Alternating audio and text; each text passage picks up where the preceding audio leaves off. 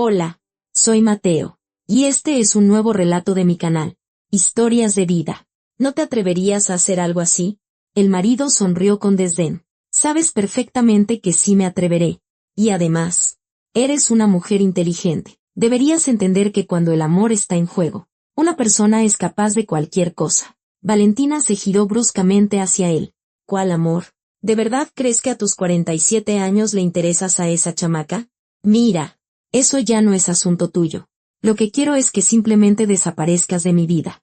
Isabela ocupará tu puesto y será una excelente jefa de departamento. Está bien, me iré a otro hospital. No, no me has entendido. No quiero que existas en este ambiente, y mucho menos como doctora. Te propongo que te vayas a un rancho perdido, a un pueblo olvidado donde los periodistas nunca puedan encontrarte. De lo contrario, en 10 minutos todos los documentos dirán que tú fuiste la culpable de la muerte de ese paciente. ¿Te refieres al que tu Isabelita trató hasta matarlo? Todos cometemos errores.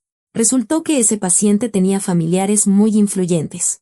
Y, como comprenderás, no voy a dejar que le pase nada a Isabela. Te culparé a ti de todas formas. Pero si te vas por tu cuenta, esto solo se sabrá en un par de días.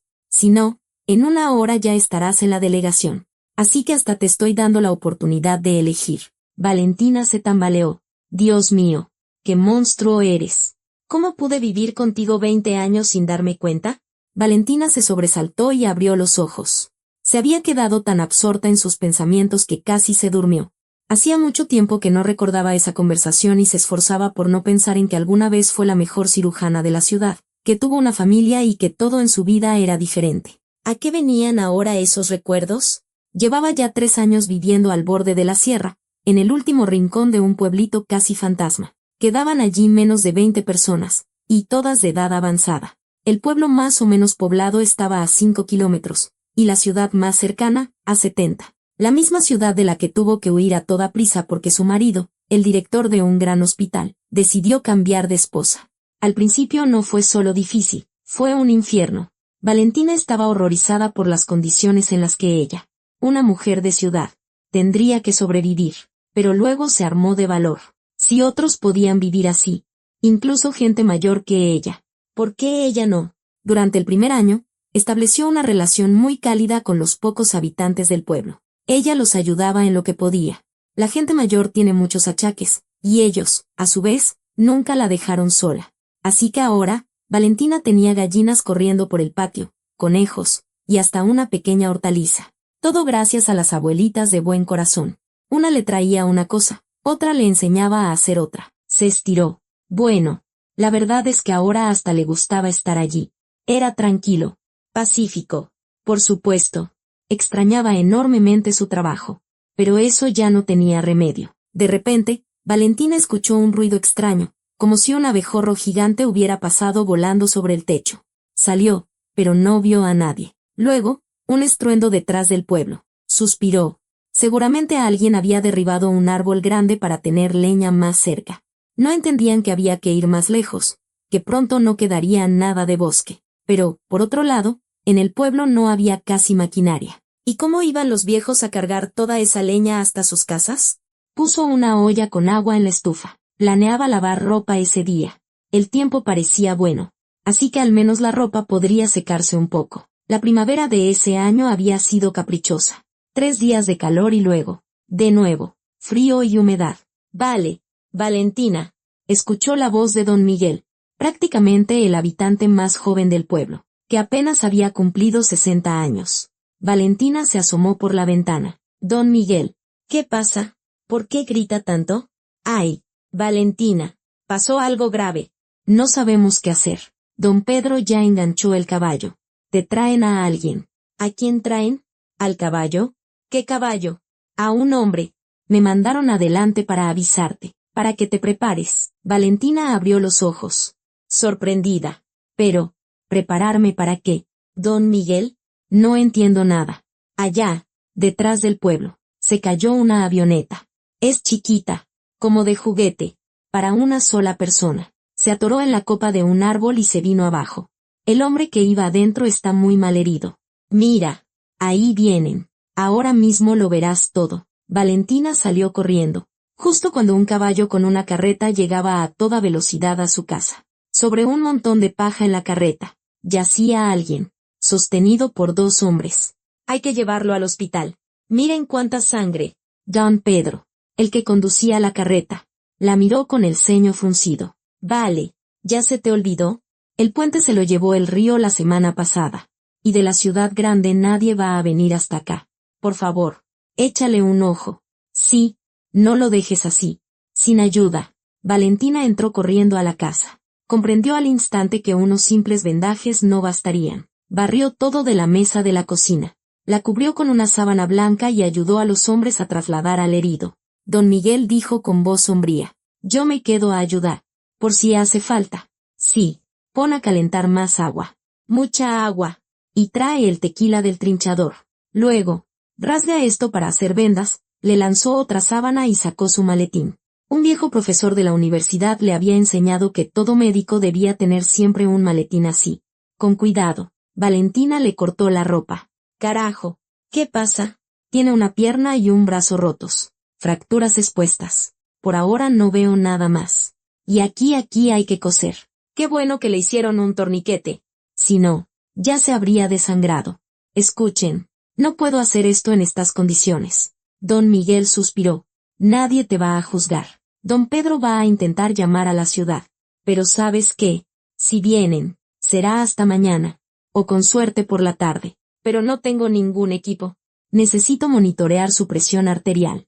Ay, tráeme el baumanómetro. Tú le vas a tomar la presión. ¿Qué diablos andaba haciendo este tipo volando por aquí en su avioneta?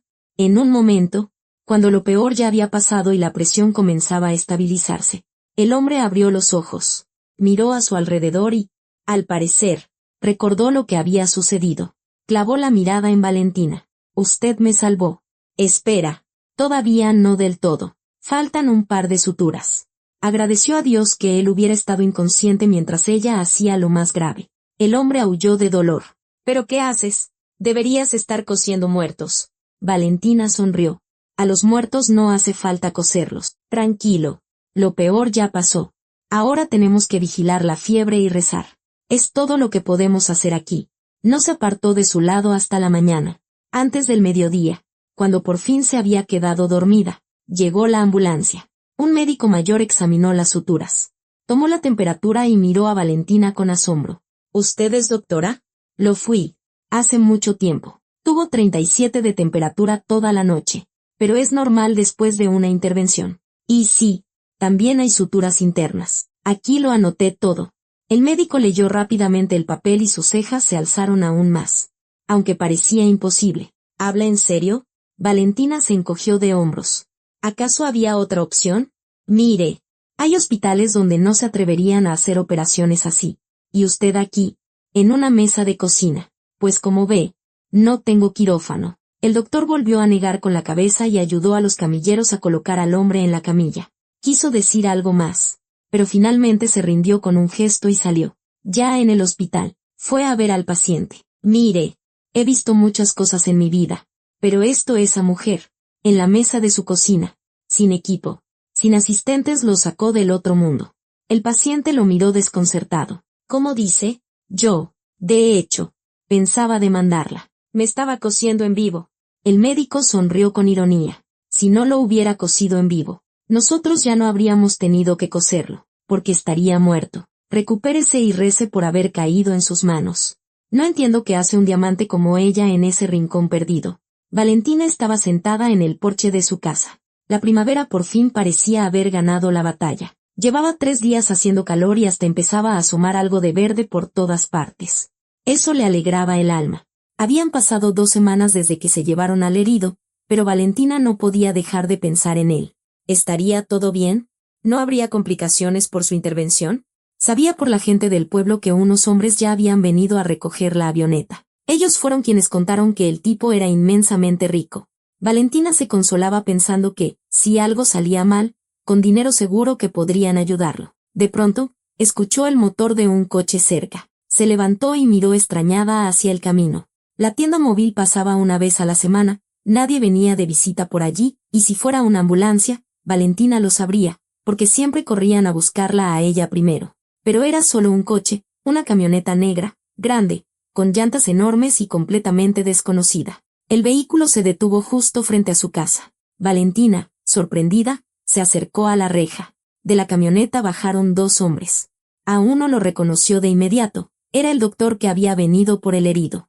El otro, que se apoyaba en un bastón y llevaba un brazo en cabestrillo, debía de ser el propio paciente. Valentina echó un vistazo a su pierna. Claro, un aparato moderno, no un yeso con el que tendría que estar en casa. El chofer ayudó al hombre a llegar hasta la reja. Buenos días, Valentina Herrera. Ella se tensó. No le había dicho su apellido a ninguno de ellos. Y la gente del pueblo tampoco lo sabía. Buenos días. ¿A qué han venido? ¿Van a demandarme? El doctor miró desconcertado al hombre. Pero fue este quien habló. Señora Valentina, en primer lugar, he venido a darle las gracias. Me explicaron muy claramente lo que me habría pasado si no fuera por usted. En segundo lugar, de nuevo, a agradecerle. Y en tercer lugar, me gustaría hablar con usted. Me llamo Alejandro Jiménez. Valentina se quedó sin aliento por dentro. Si era ese Alejandro Jiménez, no era solo rico. Él era uno de los principales patrocinadores de su antiguo hospital.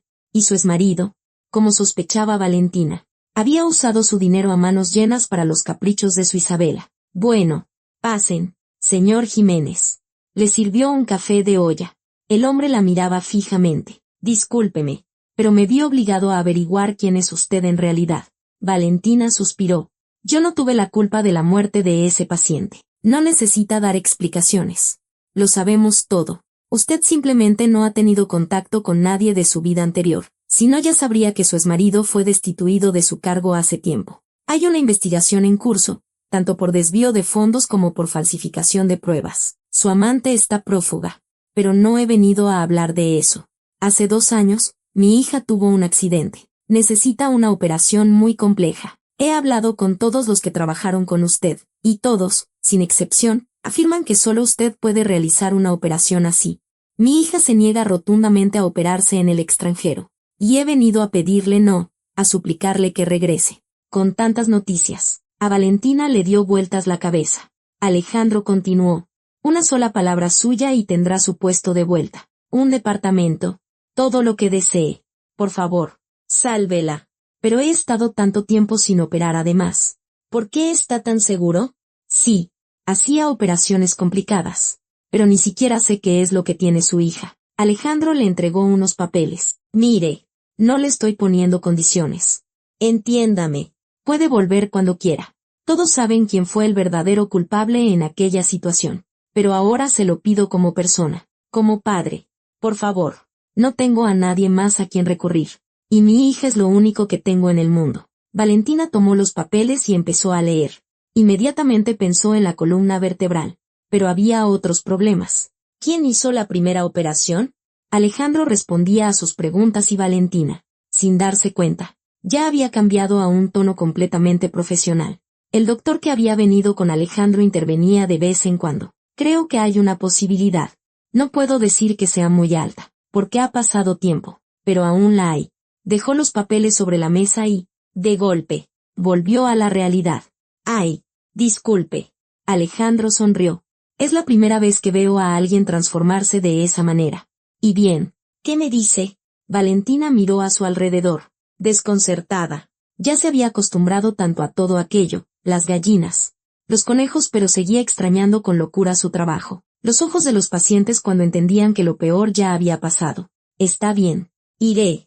Solo tengo que decirle a don Miguel que se quede con mis animales. Y necesito tiempo para recordar. Para preparar mis manos creo que un par de semanas. Por supuesto. Lo que usted diga. Ahora mismo el chofer traerá a su don Miguel. Solo dígame dónde vive. El hombre se movió con una agitación repentina. Y luego, en voz baja, añadió, gracias. A Valentina le pareció que solo había pasado 1 hora. Pero cuando dijo cerramos, miró el reloj y exclamó sorprendida. 5 horas. Su asistente, apartándose de la mesa, comentó, con toda honestidad, ya estaba a punto de pedir un relevo. Las piernas no me daban para más. Valentina sonrió. Hiciste un gran trabajo. Fue un placer trabajar contigo. Él se rió en voz baja. ¿Conmigo? Estuve en SOC las 5 horas. Jamás he visto algo así. Si vuelve a elegirme para una de sus operaciones, me sentiré un elegido. Salieron del quirófano y el padre de la chica corrió hacia Valentina. ¿Y bien? ¿Cómo está? Ella sonrió. Agotada. Todo bien. Su hija volverá a correr. Pero estoy tan cansada, creo que no llegaré a casa. Alejandro llevó a Valentina a su casa, pero cuando se detuvo, se dio cuenta de que se había quedado dormida. No quiso despertarla. Se quedó sentado, mirándola en silencio. Una mujer hermosa que había sufrido mucho, una profesional brillante, un talento que quisieron enterrar. Y en ese preciso instante, tomó la decisión más acertada. Nada volvería a ensombrecer su vida. De eso, él se encargaría personalmente. Su romance se desarrolló sin prisa, pero al cabo de un año. A nadie le sorprendía leer en la crónica de sociales la noticia de la boda más espectacular, la de Alejandro y Valentina. Si te gustó la historia, por favor, apóyame con un pulgar arriba. Es solo un clic, pero para mí es muy importante. Gracias.